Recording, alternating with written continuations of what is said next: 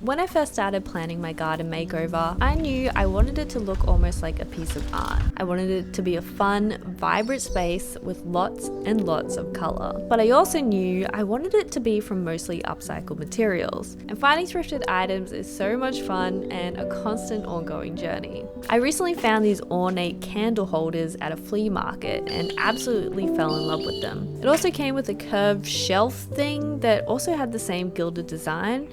They're like a light plastic, and I knew I wanted them in the garden somewhere, but I wasn't really sure where. The shelf section is a bit heavier and curved, so I struggled to find a spot for it, but I did eventually decide that I wanted the candle holders to be either side of the window on my shed. I didn't mind the gold design on it, but also felt like it didn't really fit the garden theme, so I knew I wanted to spray paint them. I also have a few items on my trellis that I felt like needed some color. I do love the cast iron look, but it just kind of feels a bit lost, like you don't really know it's there. So I'm like, you know what? These need a makeover too. So I set up my paint mat, chucked on an apron to protect my clothes, I put on a face mask to protect my lungs, as one of you very kindly called me out in a previous video, so safety first. I don't have too many colors left of my spray paint, but I did have a dark purple and I actually really love it. Like, obviously I'm a fan of purple, but I feel like the dark purple really leans into the whole regal, provincial aesthetic of the candle holders. I did have to use masking tape on the shelf section though, and I'm not sure if it's actually a shelf or meant to hang from the roof, but I tried undoing the screws on it, but they were pretty rusted. But I did eventually manage to snap them off from the frame because the wood was adding quite a lot of weight, which made it really hard to do anything with. I then moved on to my cast iron planter. I can't remember where I got this from, but I think it was from the same flea market as well. I didn't have much paint left though, so I was rushing to make sure it was covered. And I don't mind if it's not like 100% covered. I don't mind if the iron peeks through a bit. But one thing about this plant holder is that the rings for the pots are quite small, so finding pots that fit was challenging, but also since it is so small and doesn't retain moisture that well, I needed to find plants that were pretty durable. I really loved the flower details of this hanger, so I wanted to accentuate them a bit, so I sprayed a bit of yellow on them for a bit of contrast. Then I moved on to my big black oval frame, and this used to be a mirror that I purchased new many years ago. I think I went through a bit of a French provincial phase and I got this mirror then, and it must have broken maybe, I can't really remember, but since then the frame has just lived in my garden. It's also made out of a light plastic as well, and it's held up so well in the weather. It still looks like new. I opted for a yellow color on this, and I was worried it wouldn't really cover the black 100%, but it actually turned out really well. After I painted a few things, I was like, alright, what else can I paint? So I had a look around the yard and I found a cute little rain meter I purchased a while back, and I sprayed it with a lighter pink and also added yellow for the little center as well. It didn't turn out great. I think the rust didn't hold the spray paint too well, but it's a bit more color and I'm all about that. But then I remembered I purchased an adorable toolbox at the tip shop the day before that I knew I wanted to paint. I opted for a yellow because I knew I wanted the bows to be a pink color, and I felt like the yellow would contrast well. The spray paint did drip a bit, which is a bit of a pain, but I figured it would be easier to spray paint than paint with a brush because of all the nooks and crannies inside, so that's why I opted for spray paint. I then painted all the little bows with a little brush, and I think this turned out really cute. It doesn't store a whole lot in it, but it's great for the essentials, and I think it's just a fun way to carry things around in the garden. But I'm so happy with how everything turned out. I think the plastic materials of the products reflects the spray paint really well, but of course now I needed to put them up somewhere. I first put up the cast iron pot holder and used my old faithful cable ties to hold this one up. And this thing is pretty heavy, so it was hard putting it up by myself, but I'm really happy with how this turned out. I added the pot plants back in, and these do definitely need some love, but I think the pink just makes it pop a whole lot more against the fence, and it doesn't get lost how it was previously. It was then time to add the newly painted items to my shed. I really wanted to try add the oval frame to the shed, and now you'll probably call me crazy, but I wanted to try do it with double-sided sticky tape. I do not expect it to last, but I wanted to try it out and see if I like the layout. And also I didn't really know how else to attach them, but my partner said he'll help me find a more permanent way to do it. But for now, hopefully it will work. So I added the double-sided sticky tape to the top and the bottom sections and then stuck it on the wall as hard as I could and then prayed that it would stay.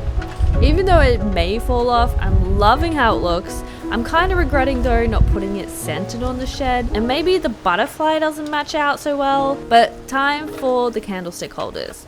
I did the same thing of using double-sided sticky tape on them, and I don't really know what this stuff is. I found it in my cupboard and it says it's extreme grip, so I'm hoping for the best. These also seem a lot lighter than the frames, so I'm hoping they'll stay up a bit better. I am hoping I can find some sort of candle looking solar light to put in them. I might have to hunt around a bit, but I think it would look really cute with some solar lights in them. I did try adding the longer section up the top of the window, but it was a no-go. I think because of the curved shape, there was no way to really attach it.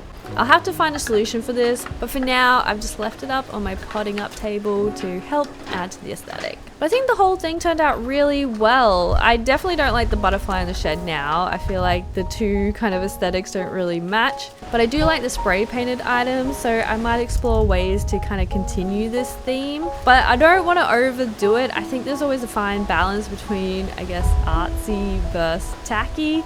My garden is probably tacky in a lot of people's eyes, but I love it, and that's all that matters. Some other things I do to make my garden colourful is lots and lots of flowers. When I first started gardening, I had no real interest in flowers and I only cared about edible plants. But since growing more flowers, I've learned that not only do they look stunning, they introduce so many beneficial insects into your garden that now I see them as a must-have item in the garden. There's two different ways to add colours with flowers to your garden, and one is with annual flowers. These are flowers that only last a season or two and then need to be replanted. In January, I purchased a bunch of seeds, mostly a variety of cosmos and zinnias.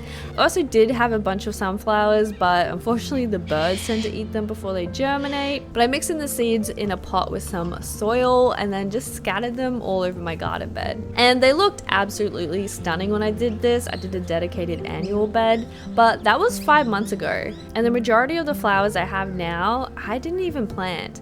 Most of them are just self-seeded from those original flowers and have sprouted up everywhere. I do take the effort though to cut back the old flower seeds heads, and I collect them and then scatter them around other parts of the garden so I can have flowers everywhere. And I'm really glad I've done that because I just have a constant bloom of flowers. The other way to add colour in your garden with flowers is with perennials. So these are plants that are usually evergreen and last all year round, and they may not necessarily flower all year round, but I guess the trick is to grow a variety of flowers that tend to flower in different seasons. So that way you always have a pop of colour in your garden. Some flowers like my chrysanthemums are more seasonal. This one has just started flowering again for the season, but has just kind of been a green shrub for most of the year. But there are some that flower almost all year round, like my salvias. These are constantly flowering and come in a huge variety of styles and colors. I'm specifically trying to grow varieties that the native bees like, and I heard they like pink and purple, so that works for me. The bees also love perennial basil.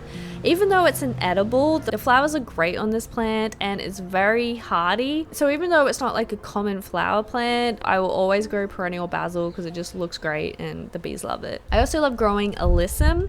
It's a great smaller plant for edging, and this plant grows almost non-stop and self-seeds itself as well, and it just really adds to the cottage garden aesthetic. One plant I'm really loving and may grow more of in my garden is my mandevilla. This is a fast growing climber. It comes in great striking colors as well, but I do highly recommend this if you want a colorful cottage garden aesthetic.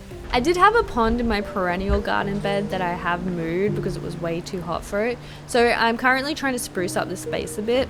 I cleaned out my shed recently and found this beautiful big glass jar I've kept for years, and I've always wanted to make a terrarium in it but never did. But for now it shall be a garden ornament.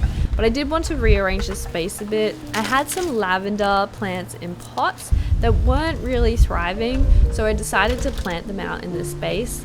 I had to dig a hole for them. I do find the soil in this bed is quite compact, It seems okay nutrient wise. It seems to have worms, but it always just seems so hard to dig. And I am glad I decided to plant this lavender, because once I took it out of the pot, it was so dry. And we've just had a ton of rain. So I'm hoping it will thrive a lot better in its new home. I had 2 pots of lavender, so I dug a second hole for the other one.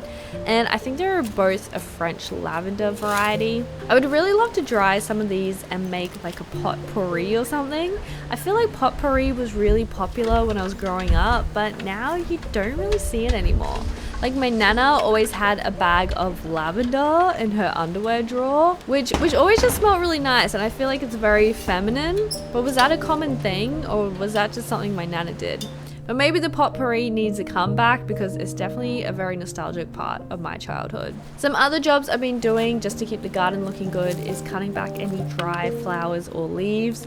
This is not a necessary job, but I like doing it because it makes the garden look more lush and tidy, and it's a good way to make sure I'm saving seeds and spreading them at the same time.